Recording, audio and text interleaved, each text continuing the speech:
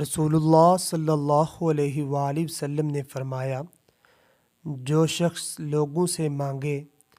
حالانکہ اس کے پاس مانگنے سے بے نیاز کر دینا، جتنا مال بھی ہو، تو وہ قیامت کے دن چہرے پر خراش لیے آئے گا۔ عرض کیا گیا، اللہ کے رسول، کتنے مال سے وہ سوال کرنے سے بے نیاز ہو جاتا ہے؟ آپ صلی اللہ علیہ وآلہ وسلم نے فرمایا، 50 درہم یا اس کی قیمت کے بقدر سونا۔ رسول اللہ صلی اللہ علیہ وسلم جنوں اور انسانوں کی نظر بد سے پناہ مانگنے کے لیے دعا کیا کرتے تھے، مگر جب سورۃ الفلق اور سورۃ الناس نازل ہوئیں تو آپ نے ان دونوں کو